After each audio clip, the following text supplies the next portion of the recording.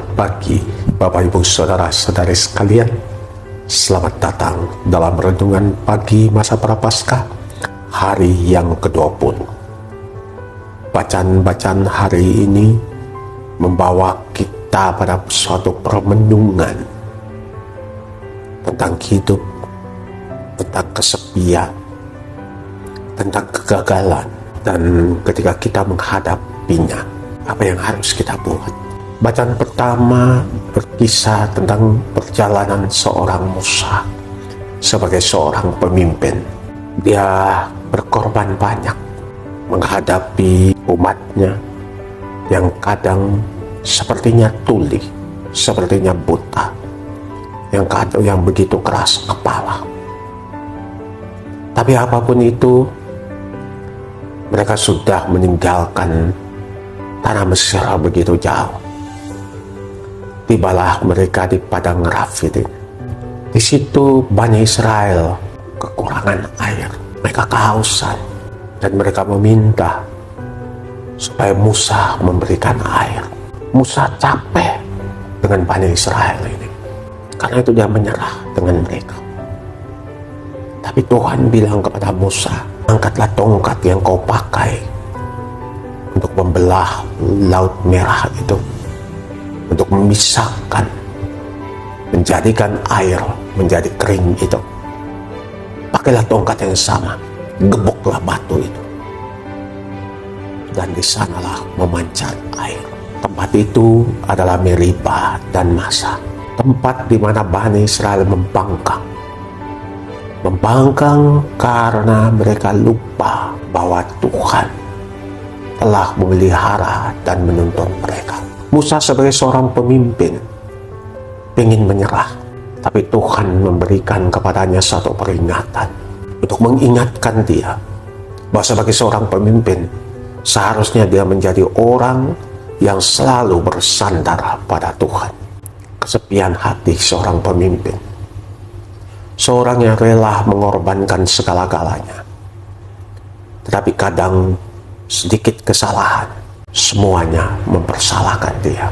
Bahkan mereka mengutuk dia, kenapa sudah membawa mereka jauh-jauh dari Mesir sampai ke tempat itu.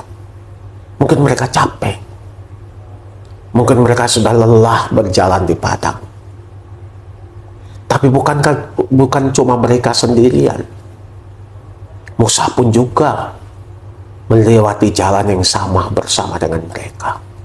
Tidakkah mereka lupa akan pengorbanan Musa? Kenapa setiap kesalahan yang kecil sekalipun harus ditimpakan kepada Musa? Bahkan mempertanyakan motivasinya, bahkan meragukan dia dan tujuan dia membawa mereka keluar dari tanah perbudakan itu. Musa kecewa, Musa sakit hati. Dalam bacaan Injil hari ini kita juga melihat hal yang sama dalam diri seorang perempuan Samaria.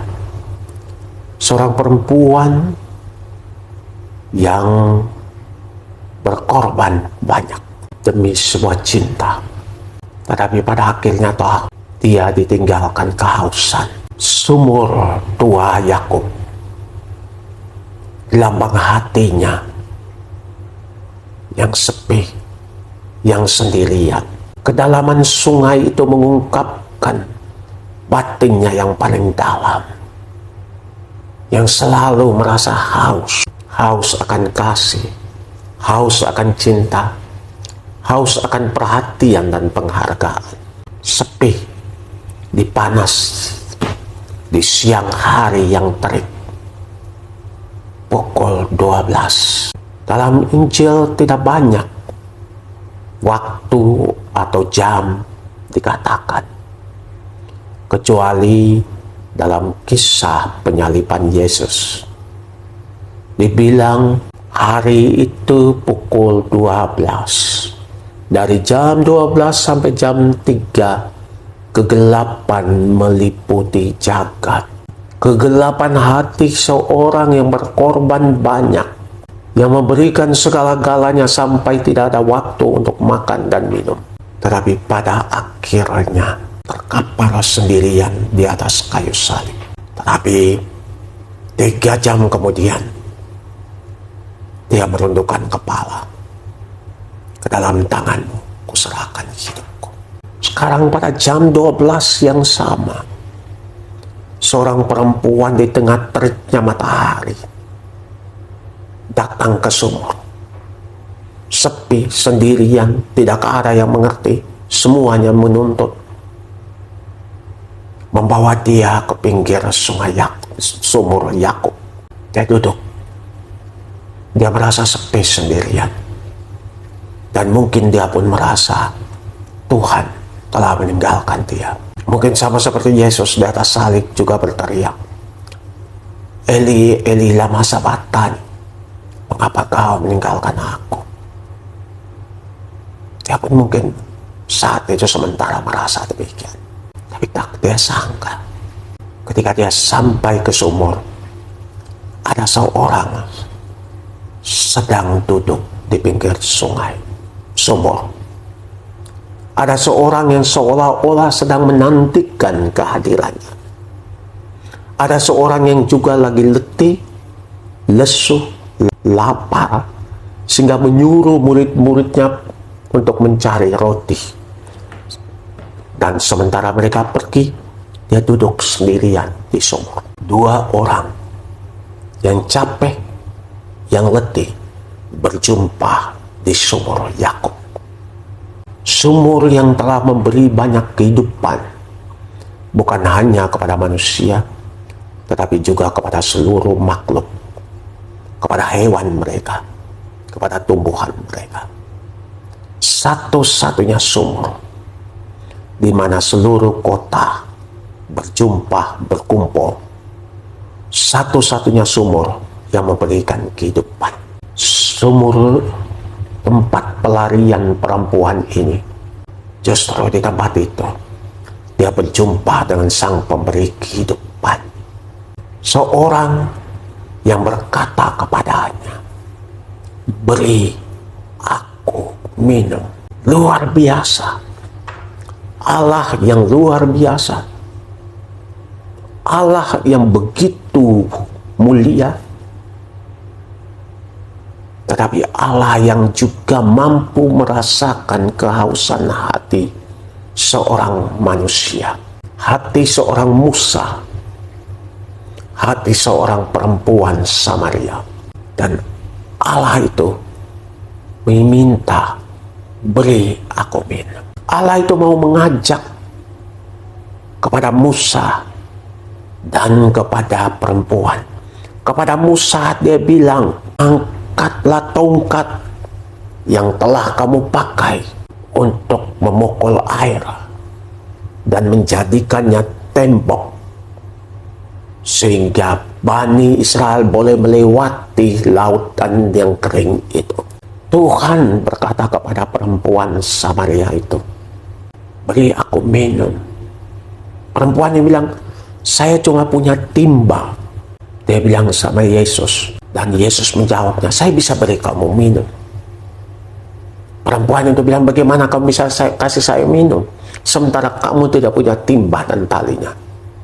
Yesus bilang, air yang akan saya berikan kepadamu itu adalah air yang mengalir dari dalam. Yesus bilang kepada perempuan itu, sama seperti Yahweh berkata kepada Musa, bahwa kekuatan itu bukan ada di sana, tetapi ada di sini. Dan dengan kekuatan yang ada di sini ini, kita akan mampu menghadapi perasaan ditinggalkan, perasaan sepi sendirian, perasaan tak berguna, perasaan tak dihargai itu. Karena di dalam batin kita yang paling dalam, kita akan menemukan suara Tuhan yang selalu percaya kepada kita. Kamu pasti bisa, kamu pasti bisa.